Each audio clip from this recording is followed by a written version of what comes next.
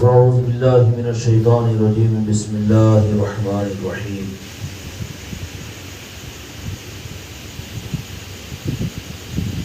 ان صلاتي ونسكي ومحياي ومماتي لله رب العالمين وقال تعالى في عظمته النبي الكريم في الكلام المجيد والفرقان الحميد في شان حبيبه ان الله وملائكته يصلون على النبي يا ايها الذين امنوا صلوا عليه وسلموا تسليما اللهم صل على محمد وعلى ال محمد وبارك وسلم صلاۃ و سلام علیک یا رسول اللہ صلاۃ و سلام علیک یا حبیب اللہ۔ محترم بزرگوں، دوستوں، میرے بھائیوں اور میرے بچوں، سب سے پہلے تو آپ حضرات کا حق ہے کہ آپ حضرات کو عید الاضحیٰ کی مبارکباد دوں۔ کل کی عید کو آپ نے حضرت اسماعیل اور حضرت ابراہیم علیہ السلام کی یاد کے لیے اور ان کی یاد کے تازہ کرنے کے لیے اللہ تعالیٰ نے جو حکم دیا تھا اس حکم کی تعمیل آپ حضرات نے کی کہ نماز العید الاضحیٰ بھی آپ نے پڑھی ہوگی، قربانیاں بھی آپ نے حضرات نے دی ہوگی اور خطبات بھی آپ نے سنے ہوں گے، 2 رکعت صلاۃ الشکرانہ بھی اللہ کی بارگاہ میں ادا کیا ہوگا۔ اس عید کو آپ نے اللہ کے حکم کی تعمیل میں پورا کر کے آج کا دوسرا دن، تو سوال یہ پیدا ہوتا ہے کہ آج کس عید کے منانے کے لیے ہم یہاں پر جمع ہوئے ہیں۔ کل کی عید کی حقیقت کے سمجھنے کے لیے آج کی عید کو سمجھنا ضروری ہوگا۔ جو آج کے عید کی حقیقت کو نہ سمجھے گا وہ کل کی عید کی حقیقت سے زیادہ واقف نہیں ہو سکتا۔ ایک عید کا سمجھ تو یہ تھا کہ جو اللہ نے جس کو ظاہر فرما دیا، لیکن کوئی ظاہر ہوئی سو چیز کو پہچان لے، کوئی سورج کو پہچان لے لیکن سورج کے خالق کو نہ پہچانے اور سورج کے پیدا کرنے کے مقصد کو نہ پہچانے تو وہ اصل جاننے والا نہیں کہلایا جائے گا۔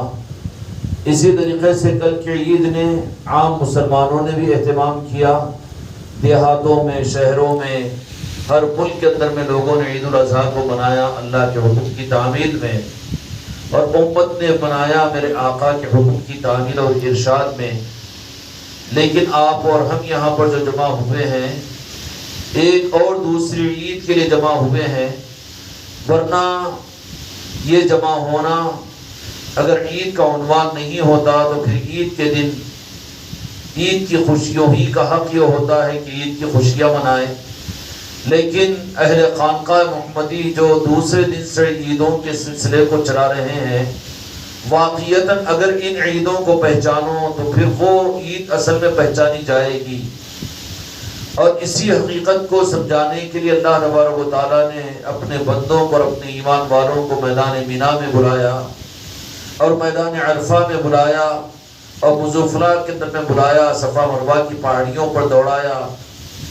اللہ کرے کہ امت کو حقیقی نظاموں کے سمجھنے کے راستے آسان ہو جائے کہ آپ حضرات جو جمع ہوئے ہیں جس عید کے منانے کے لیے، وہ ہمارا اچھی طرح سے جانتے ہیں کہ آج ہمارا جمع ہونا حضرات یوسفین جو دکن کے قطب ہیں اور ان کی نسبت پر ان کے عرس کے دنوں کے اہتمام کے لیے اور ان کے عرس کے اہتمام میں ہم اور آپ یہاں پر جمع ہوئے ہیں۔ عرس اصل میں اللہ والوں کی عید کا دن ہوتا ہے، اور وہ عید کیسے؟ دنیا داروں کی عید دنیا کے ملنے پر ہوتی ہے، اللہ والوں کی عید اللہ کے ساتھ روبرو ملاقات پر ہوا کرتی ہے، یہ ان کا عرس ہوتا ہے۔ اور یقینی بات ہے کہ دنیا دار دنیا کے ملنے پر وہ اہتمام کیا کرتے ہیں اور دنیا کے ملنے پر وہ خوشیاں مناتے ہیں۔ کسی ملک کو آزادی ملتی ہے تو 15 اگست کا اہتمام ہوتا ہے، اور کسی کو کچھ ملتا ہے تو کسی بات کا اہتمام ہوتا ہے۔ بنی اسرائیل کو فرعون سے خلاصی ملی تو وہاں پر انہوں نے یوم عاشورہ کے روزے کا اہتمام کیا۔ اسی طریقے سے اور قوموں کے اندر بھی اپنی اپنی خوشیوں کے معیارات کے اعتبار سے وہ خوشی کا دن تصور کرتے ہیں، اور ان کا خوشی کا دن متوسط کیا جانا ان کے معیار سے ہوتا ہے۔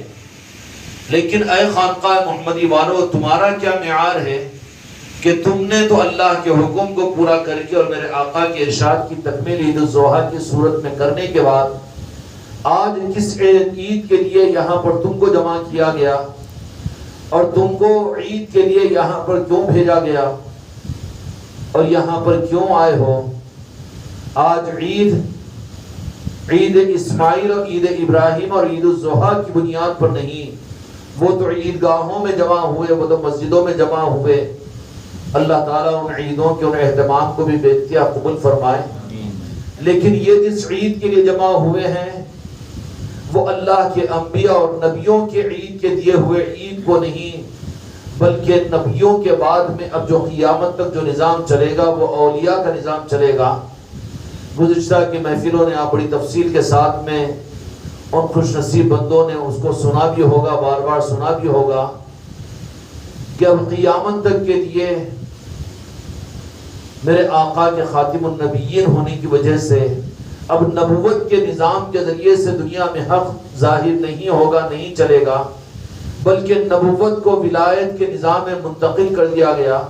حق کا حق انسانیت کو اور امت کو جو ملے گا وہ ولایت کے نظام سے ملے گا۔ ولایت کا نظام کیا ہے؟ ولایت کا نظام بھی تو سمجھنا ضروری ہوگا۔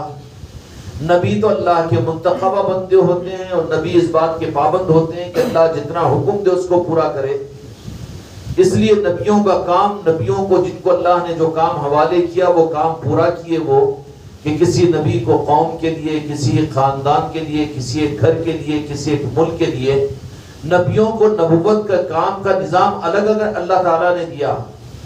اور سب سے آخر میں میرے آقا حضرت محمد مصطفیٰ صلی اللہ علیہ وسلم کو امام الانبیاء اور خاتم النبیین بنایا، تو آپ کو قیامت تک کے لیے اور ساری انسانیت کا نبی بنا کر اس دنیا میں مبعوث کیا۔ اب ایک مسئلہ برداشت کر لو اس معاملے کے اندر میں کہ امم سابقہ کے نبیوں کے لیے نبوت کا بوجھ ذرا ہلکا تھا۔ کیوں؟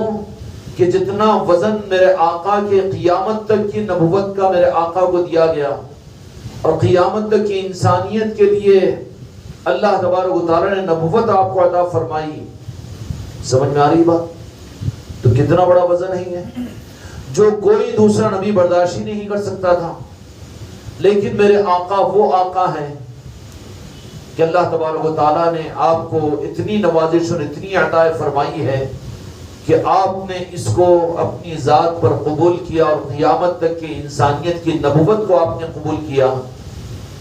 ساری انسانیت کے لیے آپ نبی ہونے کو آپ نے اس کو قبول کیا۔ امم سابقہ میں حضرت موسیٰ علیہ السلام سے پوچھو تو وہ ایک قوم کے لیے نبی بنائے گئے، حضرت نوح علیہ السلام ایک علاقے کے لیے، اور اسی طریقے سے حضرت عیسیٰ علیہ السلام کسی ایک علاقے کے لیے، لیکن میرے آقا کو ساری انسانیت کا قیامت تک کے لیے نبی بنایا گیا۔ تو میرے آقا کی نبوت کا وزن کا اندازہ ہو گیا۔ اب اسی اعتبار سے اب اس امت کو جو ولایت میں اس نبوت کے وزن کو رکھا گیا ہے، تو بمعنی اس سمجھ کے اعتبار سے کہ پچھلے انبیاء کی نبوت کا وزن بمقابلے میرے آقا کی نبوت کے وزن کے کم تھا۔ میرے آقا کی نبوت کا وزن اور ذمہ داری پہاڑوں جیسی ہے، تو پچھلے انبیاء اکرام علیہ السلام کی نبوت کی ذمہ داریاں اور نبوت کا بوجھ ان کا کہیں پر تمثیلاً کنڈل ہوگا، تو کہیں پر من ہوگا، تو کہیں پر کلو ہوگا، تو کہیں پر چھٹاک ہوگا، اور کہیں پر تو پاسنگ ہوگا۔ اس لیے کہ میرے آقا نے یہ ارشاد فرما دیا کہ میدان قیامت میں بعض نبی ایسے بھی آئیں گے کہ جن کے ساتھ میں ایک امتی بھی نہیں ہوگا، لیکن ان کی نبوت پر کوئی حرف نہیں آئے گا، خدا ان سے باز خوش نہیں کرے گا، اس لیے کہ اللہ تبارک و تعالیٰ نے جتنا بوجھ اور جتنی ذمہ داری ان پر ڈالی تھی اس کو انہوں نے پورا کر لیا۔ اللہ کسی نبی سے یہ سوال نہیں کریں گے کہ تم نے کتنے ایمان قبول کروائے اور کتنا دین کو تم نے دنیا میں زندہ کیا، بلکہ قیامت میں سوال یہ کیا جائے گا کہ تم اپنے ذمہ داری کو کتنا پورا کیا۔ اس لیے انبیاء اکرام علیہ السلام اپنی دی ہوئی ذمہ داری کے پورا کرنے کی فکر میں ہوں گے قیامت کے میدان میں، اور بالمقابل اس کے میرے آقا کو اللہ تبارک و تعالیٰ نے قیامت تک کی انسانیت کی نبوت عطا فرمائی. جو مانے وہ بھی آپ کی امتی ہے، جو انکار کرے وہ بھی آپ کی امتی ہے. اور ہر خلق، ہر مخلوق، کائنات کا ذرہ ذرہ میرے آقا کا طفیل ہے. میرے آقا وجوہ خلق کائنات ہے. میرے آقا کا نظام ایک عالمی، ساتوں زمین و آسمان، عرش و کرسی کا نظام آپ کا نظام ہے. تو آپ کے جو نبوت کے وزن کا اندازہ ہم اور آپ نہیں کر سکتے. کر سکتے ہیں؟ میرے دوستوں، میرے بھائیوں، گنجائش نکل جاتی اس بات کی کہ یہ امت کے لیے ام سابقہ کے نبیوں کے اس وزن کو ولایت میں منتقل کیا جاتا. لیکن صلاحیت کا پیدا کرنا بھی اللہ تبارک و تعالیٰ نے اپنے اختیار میں رکھا ہے. لا یکلف اللہ نفسا الا وسعها. جب کسی نفس پر اتنا بوجھ نہیں ڈالتے جتنا کہ وہ سنبھال نہیں سکتا. تو اس امت مصطفیٰ کے اندر میں پیدا کیا جانا اور آقا کے دامن سے میرا اور تمہارا وابستہ ہو جانا، یہ اس بات کی دلیل ہے کہ صلاحیت اتنی زیادہ ہے کہ اگر ہمت کے ساتھ، اعتماد اور یقین کے ساتھ آگے بڑھو تو پھر وہ شان تمہاری ہے کہ پچھلی امتوں کے مقابلے میں تم امامت کے مقام پر ہو. کیا ہو؟ امامت کے مقام پر ہو. اللہ نے اعلان فرما دیا کہ اتنا ہی ہم بوجھ ڈالتے ہیں جتنا کہ انسانیت سنبھال سکتی ہے. لا یکلف اللہ نفسا الا وسعها. اس لیے راہ ولایت میں جو چلنے والے لوگ ہیں، خانقاہ میں جو چلنے والے لوگ ہیں، وہ کبھی اپنے آپ کو کسی معاملے میں احساس کمتری میں مبتلا نہیں ہونا چاہیے کہ ہم یہ نہیں کر سکتے، ہم سے یہ کہاں ہو سکتا ہے. ہم کر سکتے ہیں، یہی سب سے بڑا کفر ہے. ہم کچھ کر سکتے ہیں، یہی سب سے بڑا کفر ہے. اور ایسے کافروں سے اللہ تبارک و تعالیٰ راہ طریقت کا نظام نہیں لیتا، بلکہ ایسے کافروں کو تو اس نظام سے محروم کر دیا جاتا ہے. کیا کر دیا جاتا ہے؟ محروم کر دیا جاتا ہے کہ جس کو اپنی ذات، اپنی صلاحیت پر، اپنے علم پر، اپنے عمل پر، اپنے کمالات پر نظر آ جائے، سب سے پہلے تو اس کو اس نظام سے دور کر دیا جاتا ہے. اب ان کے لیے انتخاب ہو جاتا ہے کہ اچھا قابلیتوں پر نظر جا رہی ہے نا، اچھا تم قابل ہیں، وضو کرو، وضو کے قابل، غسل کے قابل، نماز کے قابل، زکوٰۃ کے قابل، حج کے قابل. قابلیتیں ادھر چلتی ہیں. اور راہ طریقت اور راہ ولایت میں اور نیابت مصطفیٰ میں، ولایت کی راہ کے اندر میں ہم سے نہیں ہو سکتا. یہ اس بات کی دلیل ہے کہ وہ اپنے کو کچھ قابل سمجھا ہے. اس لیے اپنے کمالات کا اور اپنی صلاحیت کا اور اپنے کچھ کرنے کا یا اپنے سے کچھ ہونے کا سب سے پہلے اس کا انکار کرو. جب انکار کر کے ہلکے پھلکے ہو کر رب کی طرف میں دیکھو گے، یا میرے مصطفیٰ کی طرف میں دیکھو گے، یا مولا علی کی طرف میں دیکھو گے، یا غوث و خواجہ کی طرف میں دیکھو گے، تو پھر وہ تم کو ہلکا پھلکا بنا کر اس نظام کے اندر میں اتنا آگے بڑھائیں گے، اتنا آگے بڑھائیں گے کہ دنیا والے کہہ رہے ہوں گے کہ یہ ان سے ہو رہا ہے، ان کا نظام ہے. اور یہ کہے گا کہ انجان ہوگا کہ کہاں ہو رہا ہے، کس سے ہو رہا ہے. سمجھ میں آ رہی بات؟ اس لیے اس امت کو اللہ تبارک و تعالیٰ نے ام سابقہ کے انبیاء اکرام علیہ السلام ان کے بوجھ کے مماثلت میں ان پر ولایت کا بوجھ نہیں، بلکہ راز میرے آقا حضرت محمد مصطفیٰ صلی اللہ علیہ وسلم نے نبوت کے پلڑے کو، نبوت کے بوجھ اور وزن کو اور مقصد نبوت کو اٹھا کر مولا علی کی ذات میں اڈل دیا. کہ اب نبوت کے نظام سے دنیا میں حق نہیں چلے گا، بلکہ حق کے حق کی پہچان اب ولایت کے نظام سے چلے گی. تو اب اس چکر میں پڑھنا کہ دنیا میں دین نبوت والے نظام سے زندہ ہوگا، تو ہے پہلی بات یہ نبی. اور نبی تو ہوتا ہے وہ اللہ کے حکم کا پابند کہ ایک قوم میں محنت کرو تو ایک قوم، ایک خاندان میں محنت کرو تو ایک خاندان، ایک علاقے میں محنت کرو اور ایسا کرو 3 وقت کی نماز دو تو وہ 5 وقت کی نہیں دے سکتا. اتنے دن کے روزے رکھو تو 1 مہینے کے روزے کا وہ نہیں بول سکتا. صرف نبی تو پابند ہوتا ہے، وہ نبی ام سابقہ میں انبیاء. اس سے میں انبیاء اکرام علیہ السلام کی عظمت کو میں کم کرنا نہیں چاہ رہا ہوں، لیکن وہ بہرحال مقتدی ہے میرے آقا کے. تو تکمیل نبوت کے بعد اللہ تبارک و تعالیٰ نے میرے آقا کو کیا فرمایا؟ میرے محبوب تمہاری خوشنودی کے لیے اب یہ نبوت والا جو سارا نظام تھا نا، اب آپ کو میں خاتم النبیین بنا کر اب نبوت والے اس امانت کو اب ولایت میں منتقل کرتا ہوں. اور کیسے منتقل کیا؟ کیسے منتقل کیا؟ اس معنی میں منتقل فرما دیا، من کنت مولا ہوا فہو علی مولا. کیا کیا میرے آقا نے؟ ابھی ذی الحجہ کے مہینے میں عید غدیر کا موقع بھی آئے گا، اس وقت میں انشاءاللہ زندگی باقی رہی تو یہ ساری باتوں کو سمجھنے کا موقع بھی مولا علی عطا فرمائیں گے. ہمارے نظام کی بنیاد میرے بچوں قسم کھا کر میں کہتا ہوں کہ یہاں کا کفر ہے کہ یہ ہم سے نہیں ہو سکتا سمجھنا اور کہنا. یہ اس بات کی دلیل ہے کہ ہم نے اپنے آپ کو بھی کچھ کرنے والے کے قابل سمجھا ہے. اقرار میں انکار، انکار میں اقرار. کیا ہے؟ اقرار میں انکار، انکار میں اقرار. سمجھ میں آگی بات؟ زیادہ گہری تو نہیں ہوگی.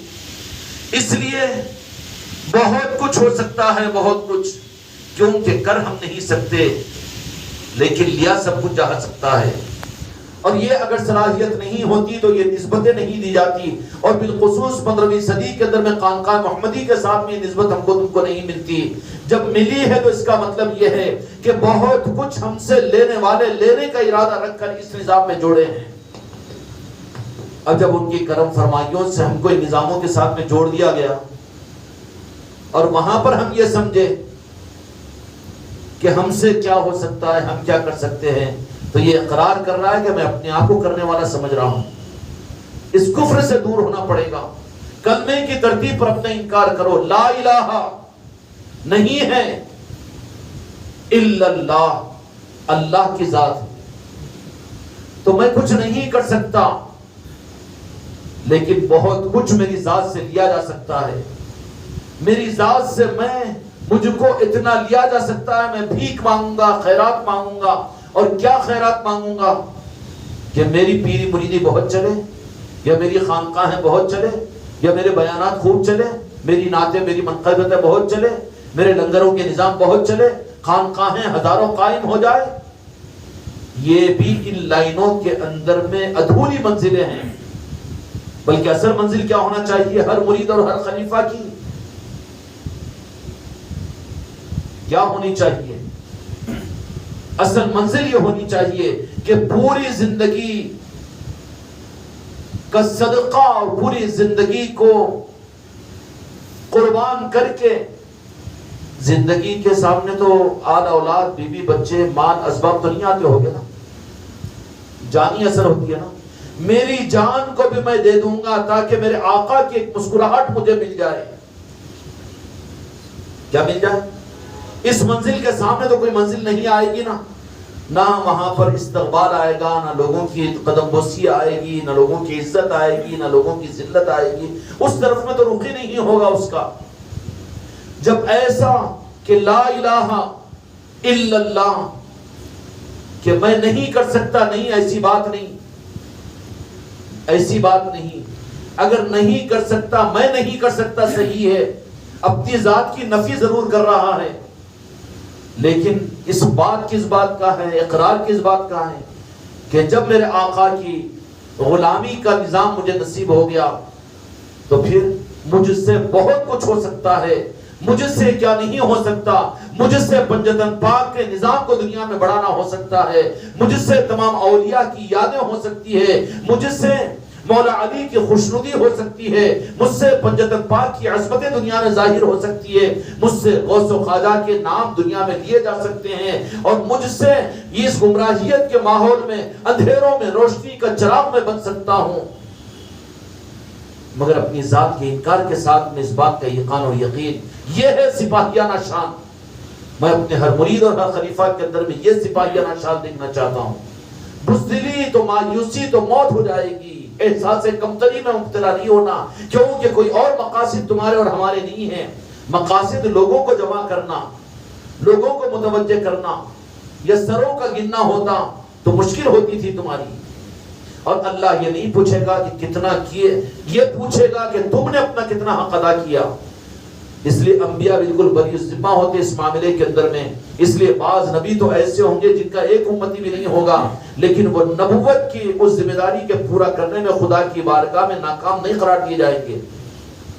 تو یہ ہمت دلا کر مجھ کو اور آپ کی تربیت کا نظام دیا کہ کیا ہونا چاہیے کہ میرے آقا نے اس وزنی دولت کو جو نبیوں کو بھی اتنی وزنی امانت نہیں دی گئی تھی، تکمیل نبوت کے بعد مکمل خاتم الانبیاء بنا کر میرے آقا کو اب اتنی وزنی امانت اللہ تبارک و تعالیٰ کی کہ قیامت تک اللہ کی پہچان کروانے کی اور قیامت تک حق کو دنیا میں حق کے راستوں کو بتانے کی، اب اس امانت کو اٹھا کر اس ذمہ داری کو دے کر ولایت میں منتقل کیا میرے آقا نے. اس کو کہتے ہیں غدیر قم. اب منتقل ہونے کے بعد میں اب ولایت جو چلے گی جس سے دنیا میں حق ظاہر ہوگا. اب ولایت ہے ڈیزل کی گاڑی چلائیں گے پیٹرول سے چل سکتی ہے پیٹرول کی گاڑی چلائیں گے ڈیزل سے چل سکتی ہے؟ یا کوئی نادان یہ ارادہ کرے کہ ہماری کرامت یہ کہ ہم ڈیزل کی گاڑی کو پانی سے چلائیں گے؟ قدرت ہے لیکن نہیں ہے قانون. اسی طریقے سے اب دنیا میں حق کا نظام جو چلے گا، حق کا نظام جو چلے گا وہ ولایت کے نظام سے چلے گا. اب ولایت کا نظام کیا ہے میرے بچوں؟ یہاں پر گڑبڑ نہیں کرنا. یہاں گڑبڑ ہوتی ہے تو اس راہ کے نااہل سمجھ کر بازو رکھ دیے جاتے ہیں. ولایت کا نظام کیا ہے؟ ولایت کا نظام سمجھنا پڑے گا مولا علی کے ذریعے سے، سمجھنا پڑے گا پنجتن پاک سے، سمجھنا پڑے گا میدان کربلا سے. ولایت کا نظام سختی سے سمجھنا پڑے گا اور اویس قرنی سے سمجھنا پڑے گا. اور ولایت کے نظام کو سمجھنے کے لیے حضور پیران پیر غوث الاعظم سے سمجھنا پڑے گا. اب یہاں پر سمجھنے کے لیے ولایت کے نظام کے لیے انبیاء کے نظاموں سے ولایت کے نظام کو سمجھا جائے گا. لوگ بڑے حسین جملوں کے اندر میں دھوکہ دیں گے قرآن اور حدیث، قرآن و حدیث، قرآن و حدیث. بے شک ہمارے عقیدے کی چیز ہے قرآن و حدیث، عقیدے کی چیز ہے، اس میں کوئی مسئلہ نہیں ہے. اس میں قرآن و حدیث کے حفاظت کا اصلی نظام تو آل رسول کے پاس میں ہے. انہوں نے اس کی حفاظت کے لیے جو کچھ اپنے نظاموں کو چلایا. آج بھی قرآن و حدیث کے اور اسلام کی اور دین کی اور حق کی حفاظت ان ظاہری سپاہیوں سے نہیں ہے، بلکہ اصل میں آل رسول اور آل علی سے ہو رہی ہے اور اولیاء سے ہو رہی ہے. کس سے ہو رہی ہے؟ اس ذہنوں سے اپنے ذہن کو صافی کر لو. ملازمتیں وہ الگ چیز ہے کہ اللہ تبارک و تعالیٰ اپنے دین کے خدمت گزاروں کو اس کا بدلہ دے گا اور ان کی تنخواہیں دے دے گا، وہ الگ چیز ہے. لیکن حفاظت اور حقیقی نظام وہ تو صرف آل رسول کے ذریعے سے ہوگا اور اولیاء سے ہوگا، اولیاء ہی کے نظام سے ہوگا. سمجھ میں آگی بات؟ اب یہاں پر یہ بات عرض کرنا چاہ رہا ہوں کہ ہم اپنی ذمہ داریوں کو محسوس کریں کہ میرے آقا نے اتنے وزندار اپنے نبوت کے بوجھ کو ولایت میں منتقل فرما دیا. کیا کر دیا؟ ولایت میں منتقل فرما دیا. اب قیامت تک حق اور دین دنیا میں ظاہر ہونے کے لیے واحد ذریعہ ولایت کا نظام ہے. کیا ہے؟ واحد ذریعہ ولایت کا نظام ہے. اس لیے ولایت جن جن ملکوں میں دنیا کے خطے پر آپ نظر ڈال لیں، جہاں جہاں مسلمان ہیں اور جہاں جہاں اسلام ہے، وہاں پر انبیاء کی محنتوں کے اثرات آپ کو نہیں ملیں گے. یا بہت کم علاقے جو صحابہ کرام کی محنتوں کی وجہ سے بنے، اور صحابہ کرام رضی اللہ تعالی اجمعین کی بھی محنتوں سے جو اسلام پھیلانا نیابت مولا علی کے ذریعے سے پہنچا. جو نیابت مولا علی کے ساتھ میں پنجتن پاک کی عظمتوں کے ساتھ میں رہے، انہی کے نام پر، انہی کے اوپر، ان کے ہاتھوں پر دنیا میں حق پھیلا. ایک علمی بات اور گہری بات عرض کر دے رہا ہوں، جن کا رخ پنجتن پاک سے مولا علی سے ذرہ برابر بھی کٹا، ان سے حق بھی دنیا میں نہیں پھیلا. وہاں تو اسلام کے نام پر صرف فتنے اور فساد پیدا ہوئے. کیا ہوئے؟ فتنے اور فساد پیدا ہوئے. سب سے پہلا جو ماڈل ہے وہ میدان کربلا ہے. تھوڑا سا رخ پنجتن پاک سے، مولا علی سے اور سیدہ سے، امام حسن اور امام حسین سے ہم عقیدے کی حفاظت کے ساتھ میں کہتے ہیں کہ امیر معاویہ رضی اللہ تعالیٰ عنہ ان کا عقیدہ محفوظ تھا، محفوظ رہے، لیکن آگے جا کر کچھ ذرہ برابر دانستہ نادانستہ وہاں پر کمی ہوئی تو پھر جو کاتب وحی ہونے کے ساتھ اور جن کے اسلامی فتوحات کی تاریخ ایسی ہے کہ اسلام امیر معاویہ کے ہاتھوں پر کہاں سے کہاں پہنچا، کتنے بڑے خدمات ہے، لیکن اس کے بعد کی تاریخ میں اسلام کی خدمت ہوئی کیوں؟ کیا وجہ ہوئی؟ کیا گڑبڑ ہوئی؟ گڑبڑ صرف اور اس کی بنیاد یہ کہ پنجتن پاک سے ذرہ برابر رخ تقابل کے اندر میں آ گئے، تقابل کے اندر میں آ گئے۔ کیا وہی اہل ہے کہ دوسرے اہل نہیں؟ تو پھر اس کے بعد میں حق ادھر نہیں رہا، کل کا کل سمیٹ کر میدان کربلا سے پھر آل رسول میں دے دیا گیا۔ اب اس کے اہل کوئی نہیں ہے حق کو قیامت تک سنبھالنے والے، اب حقدار صرف جن کو بنایا گیا وہ آل رسول کو بنایا گیا، سادات اکرام کو بنایا گیا۔ سمجھ میں آگی بات؟ اس لیے بات ذہنوں کے اندر میں اچھی طرح سے ہم کو ذہن نشین کرنی چاہیے کہ دین حق اور حق کا حق جو دنیا میں ظاہر ہوگا اس کا واحد راستہ نظام ولایت ہے، اور نظام ولایت کو جیسے میں نے مثال میں تفصیلاً عرض کر دیا ہوں کہ پیٹرول کی گاڑی پیٹرول سے چلے گی، ڈیزل کی گاڑی ڈیزل سے چلے گی۔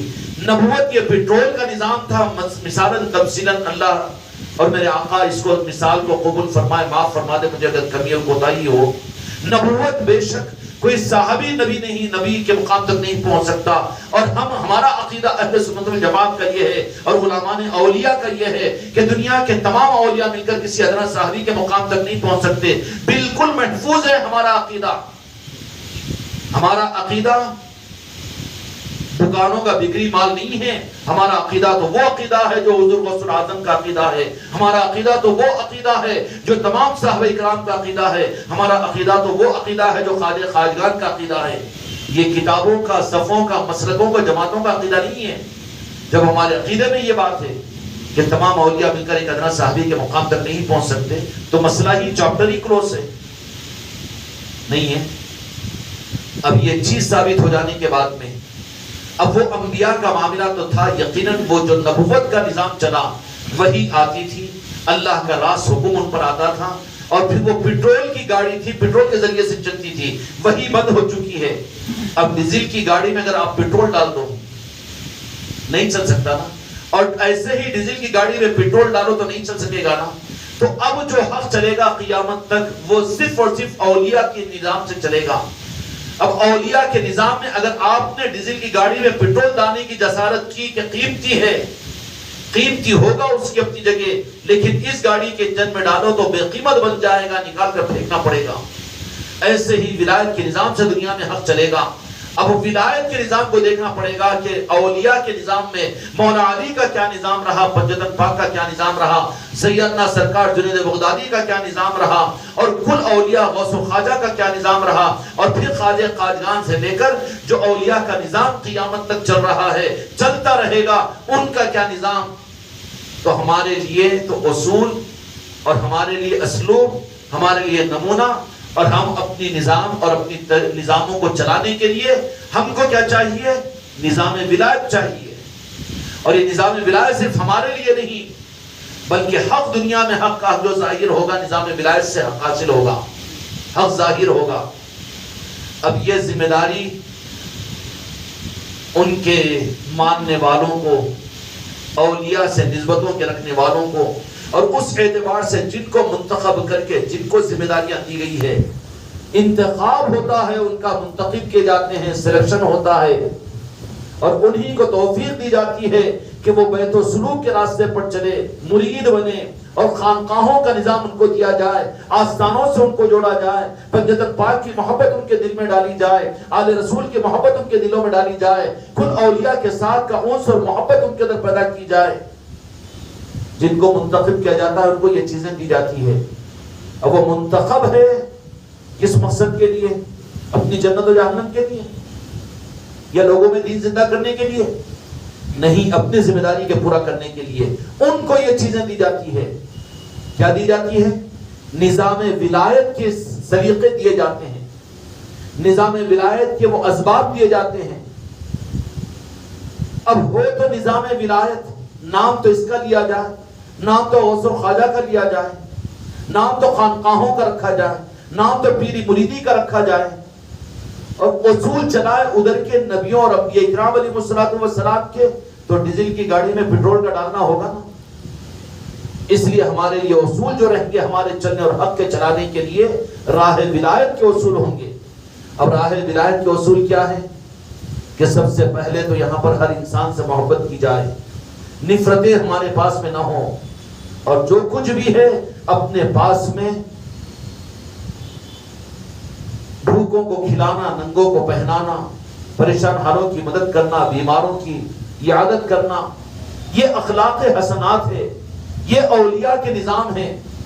خانقاہوں میں لنگروں کا نظام، ذکر کا نظام، یاد الہی کا نظام، جنگلوں کی تناہیوں میں جا کر یاد الہی کرنا، اور بھی تعلیمات کے لیے اپنے آپ کو رکھنا اور تعلیمات کا دینا، اور فریفتگی اور عشق مصطفیٰ اور عشق اولیاء اور اولیاء کے نسبتوں کا قائم کرنا. اور پھر اس معاملات کے اندر میں اپنے روح کو ہمیشہ، ایک سچے سپاہی کے لیے اس کے دل کا رخ کہاں پر ہوتا ہے؟ اس کے سچے سپاہی کے لیے اس کے دل کا رخ اور دل کا کعبہ جو ہوتا ہے، جس کعبے کو دیکھ کر انہیں کعبہ بنایا ہے. ارے وہ کیسا کہ پیری مریدی، کیا پیری ہمیشہ نظر میں رہنا، یا پیری جو بولتے رہنا، پیر کی منشا سامنے ہونا اور پیر پیر ہی کہتے رہنا؟ تو بابا یہ شرک اگر ہے تو پھر اینٹوں پتھر کے کعبے کی طرف میں رخ کرنا بھی تو تیرا شرک ہو جائے گا نا. یہ پتھر سے تو بہتر ہے جو کلمہ خود پڑھتا ہے. نہیں ہے، یہ تو بات سمجھا دی گئی نا. اب راہ ولایت کے اندر میں اٹکنے کی ضرورت نہیں ہے، بلکہ یہاں پر تو یہی چیزیں ہوگی کہ راہ ولایت کی جو چیزیں ضروری ہے وہی راہ ولایت کے نظام کو آگے بڑھائے گی. اب راہ ولایت کے لیے اب یہ ہر اولیاء کی محفلیں، ہر اولیاء کی نسبتیں، اور پھر روزانہ کے ذکر کی مجلسیں، اور روزانہ طریقت کے نظام، روزانہ تعلیمات کا نظام، روزانہ لنگروں کا نظام، اور روزانہ اخلاق کا مظاہرہ. بقرعید ہو رہی ہو تو برادران وطن کو بلاؤ، ان کو میرے آقا کا تعارف کرواؤ، اور اللہ کی پہچان ان کو کرواؤ، غوث و خواجہ کی ان کو پہچان کرواؤ، حضرات یوسفین کی پہچان کرواؤ، ان کی یاد کی اور ان کی عید کی محفلوں کو قائم کرو. یہ ولایت کا نظام ہے. اس پہ حرف نہ اٹھانا نہیں، اندر میں اعتراض پیدا ہونے نہیں دینا. کیوں کہ اندر میں باطل اچک اچک کر آتا ہے اس حق سے دور کرنے کے لیے. جو چیز غوث و خواجہ سے، راہ طریقت سے، راہ اولیاء سے ثابت ہے وہ ہمارے لیے آئیڈیل اور نمونہ ہے. ہمارے خانقاہ کی اور ہماری گاڑی تو بس اسی سے چلے گی. سمجھ میں آگی بات؟ جو بات میں نے شروع میں عرض کی تھی کہ کل کو تو بقرعید آپ نے ساری منا کر آگئے، لیکن آج کون سی عید ہے؟ آج حضرات یوسفین کی عید ہے. اب سوال یہ پیدا ہوتا ہے کہ ان لائنوں کے اندر بھی یہ چیز ہو گئی کہ مجلسوں کا، فاتحہ کا صرف اس درجے میں اہتمام کہ چلو یہ پیر ہے، دادا پیر ہے، یا ہمارے سلسلے کے، سلسلے صابریہ کے، تو ان بزرگوں کا غنیمت ہے. اس زمانے کے اندر میں بہت بڑی بات ہے. اگر ہو رہی ہے تو کہیں قدر کرو، نہ اس کی نہ قدری نہ کرو. کہیں پر اولیاء کا عرس ہو رہا ہے، کہیں پر برسی ہو رہی ہے، کہیں ایک ہی سلسلے کا نظام چل رہا ہے. بہت خوشی کی بات ہے، نہ قدری مت کرو. لیکن آج جس عید کے لیے تم اور میں یہاں پر جمع ہوئے ہیں، اور اللہ کے فضل و کرم سے خانقاہ محمدی کو یہ جو دولت حاصل ہوئی ہے کہ حضرات یوسفین یہ دکن کے قطب ہے، اولیاء ہے. لیکن بات یہ ہے کہ حضرات یوسفین کا معاملہ یہ کہ باضابطہ وہ تو ہے جس مقصد کے لیے دکن کے علاقے میں آئے، لیکن ظاہر میں ان کے کوئی سلسلے کا نظام نہیں رہا، بلکہ وہ مجذوبانہ اپنی ذمہ داری کو پورا کر کے، وہ خدا کا نظام ہے. خدا کا نظام ہے کہ کسی کو کسی کے فیض کو ظاہر میں ظاہر کروا دے، اور کسی کے فیض کو چھپا کر ظاہر کروا دے، اور پھر ان کے ذریعے سے ان کا فیض چلائے. حضرات یوسفین کی ذات مبارک اور ذات بابرکت بھی وہ ہے کہ جن کے عید کے لیے ہم اور آپ یہاں پر جمع ہوئے ہیں، حضرات یوسفین کے. تو یہ ذہن کے اندر میں آ جائے گا کہ ایک اس زمانے کی بدعت بھی یہ ہے کہ ہم جس سلسلے سے وابستہ ہے انہی اولیاء کی محفلیں کرو، انہی کی صفاتیہ ہو اور انہی کی یادوں کی محفلیں. بھائی سلسلے کے لوگ ہیں، چشتی سلسلے کے سارے سلسلے چشتیہ کے بزرگوں کا دین مناؤ، اہتمام کرو. یا پھر صابری سلسلے کے تو صرف صابری سلسلے کے، قادری سلسلے کے تو قادری سلسلے کے. یہ سارے سلسلے تو جا کر مولا علی کی بارگاہ کے اندر میں ملتے ہیں. اگر ان کی در کی خیرات اگر کسی کو ملتی ہے تو تمام اولیاء کے نظاموں کے وہ قدرداں ہوتے ہیں. تو ہم جن عیدوں کو منانے کے لیے آپ لوگ عید الضحیٰ کی خوشیوں کے بعد آج جس خوشی کے لیے جمع ہوئے ہیں وہ حضرات یوسفین کی خوشیوں کے لیے جمع ہوئے ہیں، ان کے عید کے اہتمام کے لیے ہم جمع ہوئے ہیں. اور حضرات یوسفین بظاہر سلسلے چشتیہ کے فیض چشتیہ تو اس دکن کے علاقے میں آپ سے ہوا ہے. کیوں کہ اصل میں ان سلاسل کا فیض مصطفیٰ ہے، فیض علی کے ذریعے سے انسانیت کو ملتا ہے. یہ کم فہمی اور جہالت کی بات ہے کہ سلسلوں کو بھی ہم قبروں میں بند کر دیں. وہی خیرات تمام اولیاء تقسیم کرتے ہیں. کیا ہے؟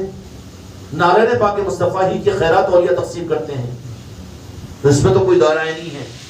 لیکن حضرات یوسفین کا معاملہ کہ منشا تھا اپنے پیر و مرشد کا، حج کے موقع پر اپنے پیر و مرشد کے ساتھ وابستہ ہوئے. نگاہ پیر نے اس درجے پر سوارا کہ کہا کہ ٹھیک ہے بیٹا ہم تو جا رہے ہیں ہندوستان کو. تو دونوں مریدین نے کیا کہا؟ حضرت یوسف بابا شریف بابا رحمت رضوان نے فرمایا کہ سرکار اب تو بیعت کر چکے ہیں، بک گئے ہیں نا، اب کہاں وطن اور کہاں ملک شام اور کہاں اپنا علاقہ اور کہاں ہمارا مکان، کہاں ہمارا گھر، کہاں حج سے واپس اپنے علاقے کو جانا، اب تو بک چکے ہیں سرکار، آپ جہاں وہیں پر ہم. سید کلیم اللہ شاہ جہاں آبادی رحمۃ اللہ علیہ نے اپنے ساتھ ہندوستان کو تشریف لے کر آئے اور لانے کے بعد میں یہاں پر پھر وہ نظام ان کو عطا فرمایا اور اس نظام کے ساتھ منور فرمایا کہ دہلی میں اپنی بارگاہ میں رکھا اور وہ سارا فیضان عطا فرمایا. اور عطا فرمانے کے بعد میں حکم دیا کہ آپ کے ذریعے سے خواجہ خواجگان کا اور مولا علی کا ارادہ اور فیصلہ یہ ہے کہ دکن کے علاقے میں آپ کی قطبیت ہوگی اور وہاں پر آپ سے فیض چلے گا. فیض چلے گا کہ ہمارا ظاہری نظام بھی تو ہم یہی سمجھتے اتنا ہی نا. اس لیے ولایت کے نظام کو ولایت کے نظام سے سمجھو، اس کو علم سے، اس کو کتابوں سے، اس کو تقریروں سے اگر سمجھنے کی کوشش کرو گے تو جیسے پیٹرول کی گاڑی ڈیزل سے نہیں چل سکتی، پیٹرول ہے. اسی لیے راہ ولایت اور خانقاہی نظام، راہ سلوک یہ اولیاء کے نظام سے سمجھا جائے گا، چلایا جائے گا. ورنہ اگر پیٹرول کو لا کر یہاں پر ڈالنے کی کوشش کرو تو پھر یہاں پر الجھن پیدا ہو جائے گی. پیٹرول بے شک قیمتی چیز ہے لیکن پیٹرول کے لیے پیٹرول کی گاڑی ضروری ہے. یہ ڈیزل کی گاڑی ہے، یہ نبوت کا نظام نہیں ہے، ولایت کا نظام ہے. نبوت کے نظام کو ولایت میں منتقل کر دیا گیا ہے. اب یہاں پر تو ولایت ہی کا نظام چلے گا. ہمارے لیے اصل الاصول غریب نواز کی ذات ہے، ہمارے لیے اصل الاصول غوث العظم کی ذات ہے، جنید بغدادی رضی اللہ تعالیٰ عنہ ہے، مولا علی ہے. ان کے ذریعے سے جو اصول ہے راہ طریقت کے اصول ہے، اس کو ہٹا کر اگر کوئی قابل قدر چیز ہے میرے بچوں، پیٹرول ہے، قرآن و حدیث اپنی جگہ، لیکن ہر ایک کو اتنی صلاحیت کے ساتھ استعمال کہاں کروائیں گے اور کہاں خام و خواہ کے، پھر وہ تو ناقدریت کی طرف میں آ جائے گا. اس لیے پیران کامل اپنے مریدوں کو تو کیا جانے اللہ کو، پہلے مجھے تو جان، آسان کر دیتے ہیں اس کو. سید شاہ کلیم اللہ جہاں آبادی رحمت اللہ علیہ نے حضرات یوسفین کو کہا کہ دکن کی طرف میں چلے جاؤ اور اس کا ایک عنوان دے دیا کہ اورنگزیب کی فوج میں بھرتی ہو جانا. پہنچا دیتا ہے، پہنچتا نہیں ہے مرید اور خلیفہ. جو خلیفہ اور مرید کے ذہن میں یہ آ جائے کہ میں خود اپنی منزل پر پہنچوں گا، وہیں پر رک جاتا ہے، وہیں پر گمراہ ہو جاتا ہے. اس کو تو پہنچایا جاتا ہے اپنی منزل پر اور وہ نظام بنایا جاتا ہے، بنتا ہے. دکن کے علاقے میں ایک ہیلے کے ساتھ میں اورنگزیب کے ساتھ میں یہاں پر آ گئے اور آنے کے بعد میں جو واقعات ہیں آپ سنے ہوں گے.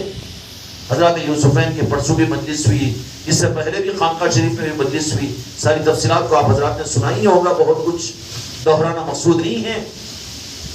ایک عنوان تھا اپنے پاس سے جس علاقے میں بھیجنا ہے، کہا کہ بیٹا ملازمت اختیار کرو، چلے جاؤ دکن کے علاقے میں. اور جیسے ہی پہنچ کر رہے قلعہ گولکنڈہ کے فتح کرنے کا مسئلہ آیا، اورنگزیب کا سارا معاملہ ہوا. اب معاملہ ہونے کے بعد میں اس شرط کے ساتھ میں کہ اورنگزیب کو ایک شرط انہوں نے کہا تھا کہ ٹھیک ہے قلعہ فتح ہو جائے گا لیکن اس کے بعد میں ہم کو چھٹی دینا پڑے گا تم کو. ارادہ کیا تھا؟ واللہ عالم.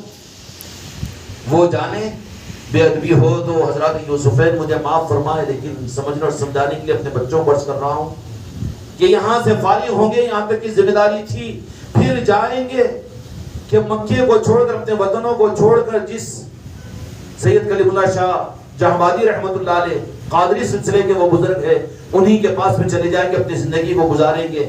مرید کی آخری تمنا بھی کیا ہوتی ہے کہ پیر کے قدموں میں موت آئے، لیکن کہا گیا کہ جیسے چھٹی لیں گے تو جیسے یہ فتح ہوگا تو پھر ہم کو چھوڑ دینا پڑے گا۔ اورنگزیب عالمگیر نے کہا کہ ٹھیک ہے دیکھا جائے گا۔ تو اس کے بعد اس ٹھیکری کو لے کر لکھا جب کہ وہ وہاں پر جو بیٹھے ہوئے موچی کی صورت کے اندر میں کہاں پر گولکنڈہ قلعہ کے اس دروازے پر جا کر ان کو دینا، اچھا ارادے تو خود کی پہچان ہونے کے بعد چھٹی ہو کر دکن کو چھوڑ کر جانا ہے، اور ہم دکن کو سبو برس سے ہم تو جب سے حکم ہے غریب نواز کا، جب سے ہم دکن کو سنبھالے ہوئے قلعے گولکنڈے کو، آپ تو قلعے گولکنڈے کو ہم سے آزاد کرا رہے ہیں، اور تم یہاں سے دکن کو چھوڑ کر کہیں جانے کا ارادہ کرتے ہو۔ پیچھے پلٹا کر لکھا کہ ٹھیک ہے گولکنڈہ قلعہ ہم دینے کو تیار ہے، لیکن شرط یہ ہے کہ دکن کو نہیں چھوڑنا۔ ان لوگوں کے کیوں کہ وہ یہ نہیں ہوتے کہ میں ہوں تو انہوں کیسا، انہوں ہے تو میں کیسے۔ شیر جو ہوتا ہے نا جہاں جاتا ہے وہ شیر ہوتا ہے، بادشاہ ہوتا ہے۔ لڑائیاں علاقوں کی، تیری پیری مریدی میری خلافت، تیرا علاقہ میرا علاقہ، تیری خانقاہ میری خانقاہ، ہائے ہائے حق کو نہ جاننے کی وجہ سے یہ ساری باطل چیزیں ہوتی۔ شیر جہاں بھی جاتا ہے شیر ہوتا ہے، اس کے بجائے لڑنے جھگڑنے والے کوئی دوسری حقیر مخلوق ہوتی ہے کہ وہ تیرا میں تیرا، یہ تو گلی میں میرے کیسے آ گیا، میری گلی میں تو کیسے آیا۔ یہاں پر یہ چیز نہیں ہے۔ کہا حضرات یوسف نے ٹھیک ہے کہ اس کو قبول کرتے ہیں۔ جانے والے قدموں کو رکایا اور پھر اپنی آمادگی کا اظہار فرمایا، جا کر چٹھی کو وہ ٹھیکری کو بتایا، بتاتے کہا کہ ٹھیک ہے اٹھاؤ، اپنی گودڑی کو اٹھا کر پٹکا اور پر جاگ۔ اورنگزیب عالمگیر رحمت اللہ علیہ آ کر پھر یہ کارگزاری سنائی، تو کہا کہ اڑ گئے ہیں۔ تو کہا کہ ٹھیک ہے کل فجر کی نماز کے بعد میں اورنگزیب عالمگیر بادشاہ سلامت آپ کو قلعہ گولکنڈہ کی فتح مبارک ہو۔ راہ طریقت میں پیری مریدی کے اندر میں پیر کامل ہمیشہ مریدین اور خلفاء کا امتحان اگر وہ واقعتاً کامل ہے تو دو چیزوں سے لیتا ہے۔ ایک اپنی محبت سے، کتنی محبت کرتا ہے، اغراض کے لیے، مفاد کے لیے، استقبال کے لیے یا چاہتوں کی وجہ سے، یا ٹوٹ کر محبت کرتا ہے۔ ماں سے زیادہ محبت کرتا ہے کہ نہیں، بلکہ پیر سے محبت کا معیار تاج الاولیاء نے فرمایا کہ پیر کی محبت میں تو خدا کو بھول جائے تب اولیاء مانیں گے کہ پیر سے محبت کرنے والا ہے۔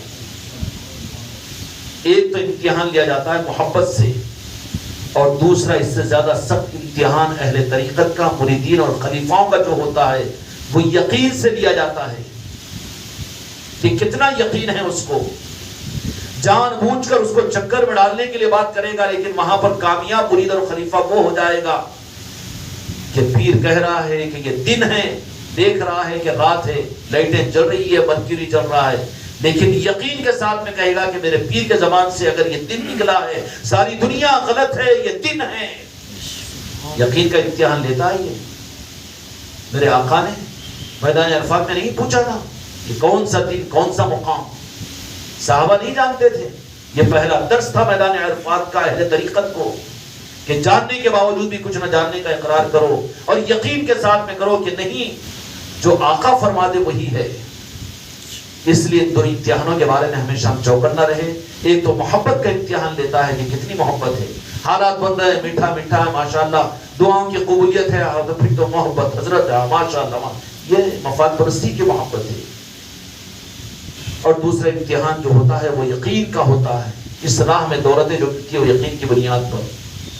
حضرات یوسف نے جو وعدہ کیا، بس جو وعدہ ہو چکا تھا اس مطابق میں کہا کہ ٹھیک ہے یہ قبول ہے۔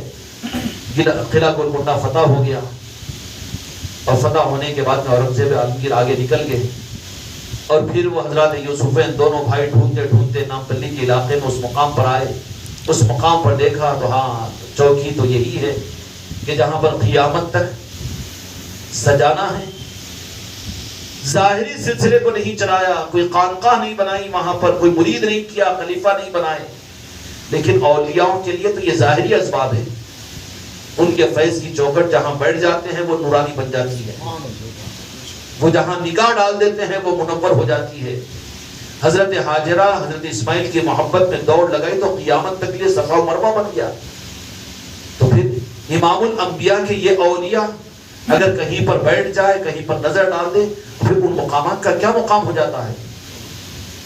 چنانچہ وہیں پر اپنے مسکن کو بنایا، اور آج وہ فیض جاری ہے حضرات یوسفین کے ذریعے سے کہ انہی کی فیض کی ایک کرن کے ہم ان کی محبت میں یہاں پر جمع ہوئے ہیں. یہ ہماری خوش قسمتی ہے میرے بچوں. اللہ تعالی ہمارے ہر گھر کے اندر میں حضرات یوسفین کی نسبت کی محفلوں کو، اس لیے ہمارے لیے ضروری ہے کہ ہماری اس راہ کے اندر میں ہمارے لیے آئیڈیل اور نمونہ اولیاء ہو، راہ ولایت ہے. ہاں، پیٹرول کو ڈیزل کی گاڑی میں ڈالنے کی کوشش مت کرو. یہاں پر تو یہی دیکھو کہ اولیاء کا کیا نظام ہے، اولیاء کے کیا نظام ہے. جو نظام اولیاء سے ثابت ہے، وہاں پر درود کا دستر ہو، وہاں پر لنگر ہو، صلاۃ السلام ہو، اور وہاں کا کچھ بھی ہو، وہاں کی قدم بوسی ہو، وہاں کا کچھ بھی ہو، وہاں کوئی اعتراض نہیں. اس لیے کہ ہم چلنے والی ڈیزل کی گاڑی ہے، راہ ولایت کے نظاموں سے ہماری گاڑی چلے گی. اللہ تعالیٰ حق کے ساتھ آگے بڑھنے کی توفیق عطا فرمائے.